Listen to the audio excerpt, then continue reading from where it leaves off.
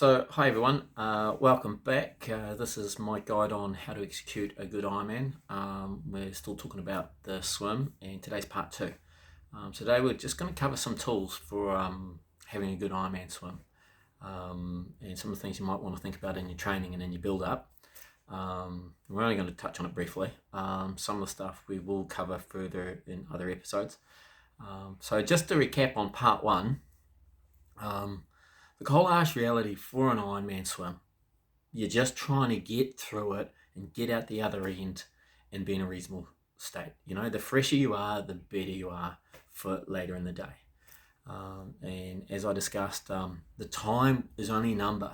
So don't get too hung up on the time. If you come out and look at the time and you think you're behind, it kind of puts you into a negative mind state, and you can go end up chasing, or it can just ruin a day, when the reality is this, as I said, there's way too many variables. There's current, there's chop, there's wetsuit, non-wetsuit, freshwater, saltwater. All of those things impact on the time. So the number that you look at on your watch when you get out in the water is just a number. So don't get too hung up on that. You know, if you can get to shore regardless of the time and be in good shape, job done. So how do you do that? How do you get to shore in good shape? Well, there's a couple of things that you might want to consider. Probably first and foremost among those is volume. In all honesty, you need volume. And then probably secondly, you need to be super comfortable at your Ironman pace. Swimming fast and doing intervals is great, and technique work vitally important, especially with triathletes, because most of you are rubbish. But also on that, bear in mind that a wetsuit will fix most of your stuff ups. So if it's a wetsuit swim, the wetsuit will fix most of your body position issues. So the reality is just focus on getting your hand in the water and grabbing a handful. You'll be sweet. Don't worry about too much kick, because it's a high energy cost. It will tire muscles that you need to use for the other day, for later in the day. And the wetsuit also makes it ineffective. Non-wetsuit swims are a bit different, but we will cover those going forward. Anyway, so gone off on topic, doing a lot, bear with. So volume, comfortable at your Ironman pace, and as you get fitter, that will change a little bit. Also, for some people, when you bottle wetsuit on, that'll drop significantly. I have a client who, based on his pull time, should swim 110 to 115 for an Ironman. Bolts wetsuit on, swims 1 hour to 1 hour 3. Reality is that's only a good swim if he gets to good time, but it's only a good swim if he gets to shore and he's fresh and not completely train wrecked. That's what it comes down to. So as I said, don't get hung up on the time. You will swim within a window regardless. If you have a great swim, might be a little bit quicker than your target time. If you have even an average swim, it's only going to cost you a minute or so. And in the scheme of an Ironman, that's nothing. So the reality is, but to do that, you need some volume. You need to be super comfortable at what your Ironman pace is, and you'll work that out as you go. The other key tool in your arsenal is the ability to change pace and recognize what different paces are. As we go through this, I'll talk about, you'll hear me mention the word feel. And probably it's what I'm really talking about is perceived effort. I'm not talking about the feel and touch of the water and grab and feel for the water. I'm more talking it in context of feeling what intensity you're doing. So that when you're in the pool, if you're that 2 minute per 100 swimmer, you should know when you're going through the water, you should be able to feel from a perceived effort and how you're moving through the water that, this is about 2 minute per 100 pace. And when you get to the wall, you should be within a couple of seconds either way.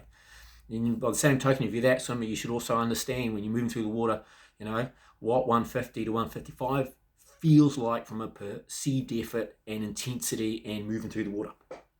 Or a 205, You need to have an understanding of what those different paces are, and you have to have the ability to change pace.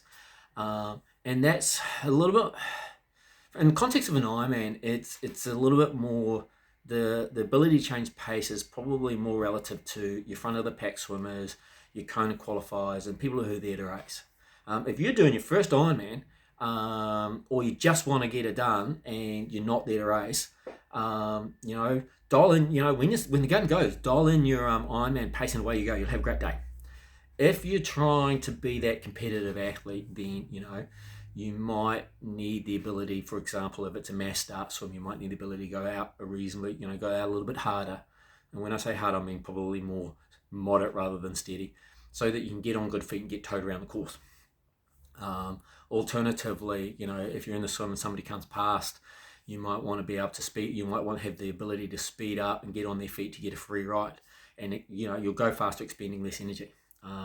Or for example, if you're on my feet and we go around a turn can, I'm going to drop the hammer for a good 20 meters to drop you off my feet. So if you can hang tough, once I settle down, you'll get that free ride again. But ultimately, I don't know if you're in my age group or not. So if you're on my feet, I generally I'll be trying to drop you. It's just how it is. It's racing. But that ability to change pace from a racing point of view is probably more your front of the pack swimmers. If you're middle of the pack or doing your first Ironman and you just want to get it done and have a good day, you don't necessarily need to worry about that. You probably want to do it in your training. Whether you want to do it in a race, you've got to choose when you burn your matches. Okay, so let's have a look. Volume. You need that. I'm just reiterating this, and then I'll go back and cover a little bit more detail again. You need volume. You need to be super comfortable with your Ironman pace and understand what that feels like, and the pace changing. Okay, but let's talk about volume. What is volume? Well, the reality is that probably you need to be up around that 5 to 6K mark on your big swims. In all honesty, if you're doing 3, 4, 5 swims a week and you're swimming 3 to 4K and you're rocking up doing an Ironman and having a good day, cool. But if you're the athlete that's fading out in the last 500-600 meters of the swim, there's usually 2 reasons. Most common is volume, or secondly, you've gone way too hard at the start. And we'll cover that as we go. But with the volume one, if you start fatiguing out in that last 500-600 meters, what that also means is when you get onto the bike, you're having to recover from the swim on the first 20-30 minutes of the bike before you kind of regrouped and you're away. And that's just volume. Personally, I think you need to be up at least one swim a week where you're up around that 5.5-6K mark. And I'm a good swimmer. I'll swim 55 minutes to an hour, regardless of what shape I'm in generally. I can generally burn one of those out. The key fundamental is that I've done it when I've not been super fit. Life happened and I ended up doing an Ironman on a 10-week build, and there was all sorts of drama in my life and I was just underdone. And I swam, I think the course was a little bit short. I swam 58 minutes. But man, I was dying in the last 600 meters, and it was purely because I hadn't done enough volume. And then you kind of had to spend the first bit of the bike, as I've said, you're kind of regrouping, and it kind of bites you and you later in the day as well. The reality is I swam that time and I was actually being super controlled because I knew I wasn't race fit, and even then I faded. And that's the thing, good swimmers tend to be a bit lazy and then they fade out, you know what I mean? So you're still, regardless of where you are in the field, what you need to be doing is be fit enough to get through the swim. Because as I've stated, it's not a 1 hour, 1 hour 30, 2 hour, 2 hour 30 swim. It's an 8 to 17 hour day. So you need to be fit enough to get through that and then move on with the rest of your day. You don't want to hit shore and then just have a wee nap and a lie down like a swimmer might. You need to carry on. So can't stress enough volume.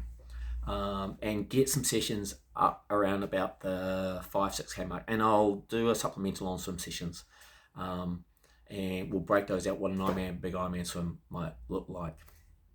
One of the key things I want to talk about when you're doing volume, and one of the cool things it does teach you when you're doing those big long swims, it teaches you to swim well when you're fatigued.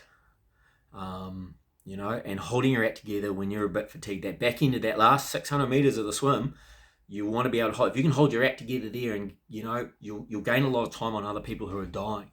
Okay, so, but there's a point I want to make about that in training.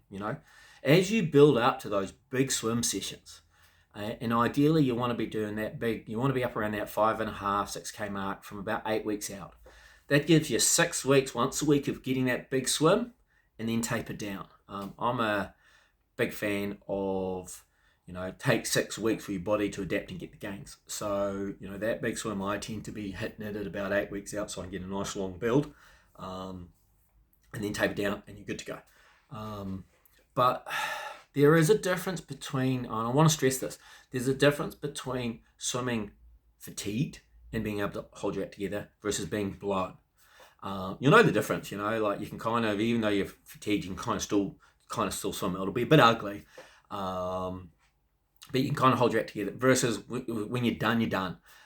You usually tell that by you throwing your arms over with your hips, or your arms fall off and sink to the bottom of the pool. Well, that's what it feels like. When you get to that point, get out. My advice, get out. Because from there on in, you're only teaching yourself bad technique. There's no quality beyond that point. Everything from there in is just bad. You think that whole mentality of soldiering on? Swimming's the most technical aspect. If you want to teach yourself how to swim badly, carry on. My advice is you're done. Go lick your wounds, come back another day. And it might be that you're fatigued out because of all the other volume. You might have done a 6-hour bike ride the day before. Personally, I wouldn't do a 6K swim after a big weekend. So you need to filter in when you're going to do that in your plan. But the reality is, I've argued with coaches. There's a point where I've got out the pool and they say, "What are you doing?" It's like, "Mate, I'm done." And they look at you, and it's not that I'm being weak. It's just that my arms are shot. I'm a massage therapist. If I do a ton of massages and try and swim the next day, I get to a point where it's like, that's it, I'm out. Because there's no point teaching yourself how to swim badly. We're triathletes. We're bad enough as it is. You don't want to encourage it to be worse. So you've got to differentiate between being able to kind of hold your act together versus being bombed. I was in the pool recently. I was at the end of a long session and I was swimming with a mate, and I was sharing the lane with Andrea Hewitt, who is in the process of retiring and having a baby and all of that stuff.